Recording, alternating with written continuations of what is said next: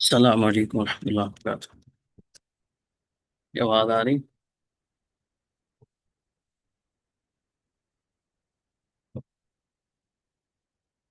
میری آواز آ رہی ہے آپ کو؟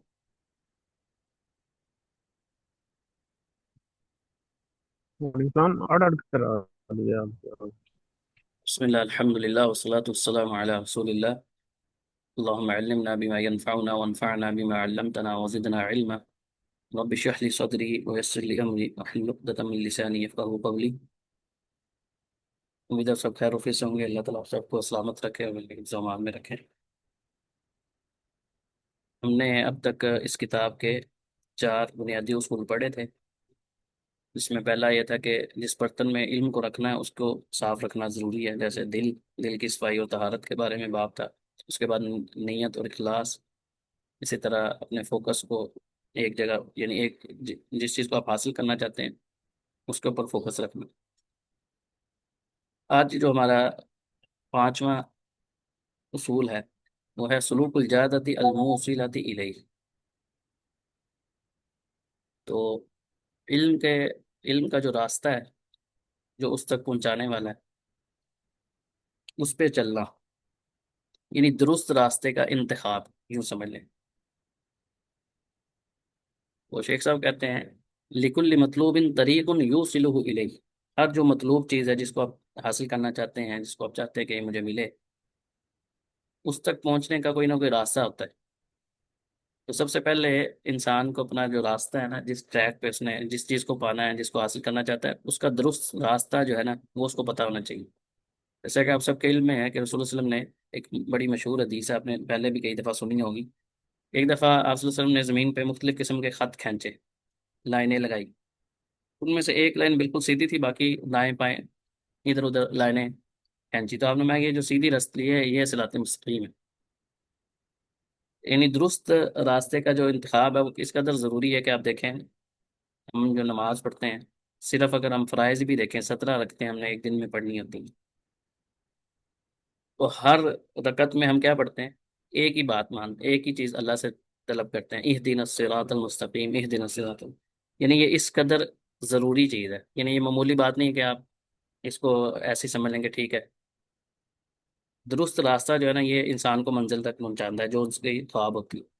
تو اسی طرح ہر جو مطلوب چیز ہے اس کا بھی کوئی نہ کوئی درست راستہ ہے، تو اس کا انتخاب ضروری ہے کہ انسان کو پتہ ہو کہ اس کا جو جس چیز کو وہ حاصل کرنا چاہ رہا ہے وہ اس تک پہنچنے کا راستہ اس نے اختیار کیا ہے یا نہیں۔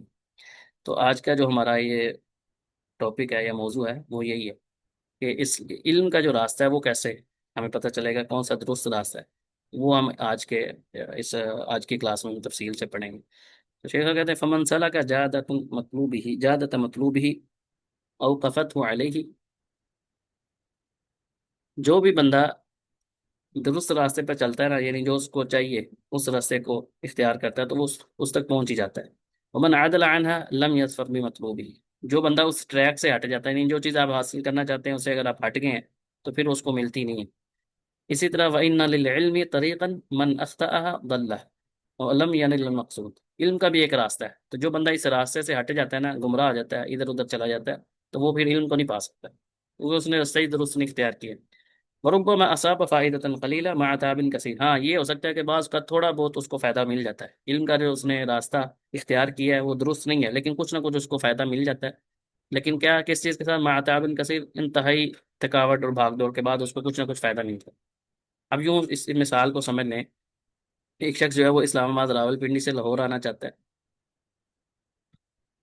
جی ٹی روڈ ہے یا موٹر وے کا راستہ اختیار کرے گا۔ اب دونوں میں سے جو بھی راستہ اختیار کرے دونوں ہی لاہور آئیں گے، لیکن اگر کوئی بندہ آنا لاہور چاہتا ہے اور وہ ایبٹ آباد یا پشاور کے ٹریک پہ چل جائے تو کیا وہ لاہور تک پہنچے گا؟ یعنی وہی کہہ رہا ہے کہ میں لاہور جانا چاہتا ہوں، لیکن وہ پہلے کدھر جا رہا ہے؟ اس نے رخ ہی کسی اور طرف کیا ہوا۔ یعنی ایک انڈرسٹوڈ سی بات ہے، یہ دینی علم میں تو ضروری ہے ہی ہے، لیکن دنیاوی طور پہ بھی آپ منزل تک نہیں پہنچ سکتے جب آپ کا مقصد کچھ اور ہو اور آپ نے راستہ کوئی اور اختیار کیا ہو۔ تو اسی طرح جو علم کا راستہ ہے اس کا بھی ایک طریقہ ہے جو نبی کریم صلی اللہ علیہ وسلم، صحابہ اور اس کے بعد اہل علم کے ہاں معروف ہے۔ تو جو بندہ جس سے آپ علم لینا چاہ رہے ہیں اس کا آپ کو پتہ ہی نہ ہو کہ اس کے استاد کون ہے، یہ کہاں سے آیا ہے، بس جی فیس بک پہ کوئی آئی ڈی بنی ہوئی تھی بڑی علمی باتیں کرتا ہے، مجھے اچھی لگتی ہے، چلیں اسے علم حاصل کر لیتے ہیں. یا بعض لوگ یہ بھی کہہ رہے ہوتے ہیں کہ فلاں میرے استاد ہیں، حالانکہ انہوں نے ایک دن میں ان سے پڑھا نہیں ہوتا. تو علم کا بھی ایک طریقہ ہے، راستہ ہے، وہ ہم آگے تفصیل سے پڑھتے ہیں.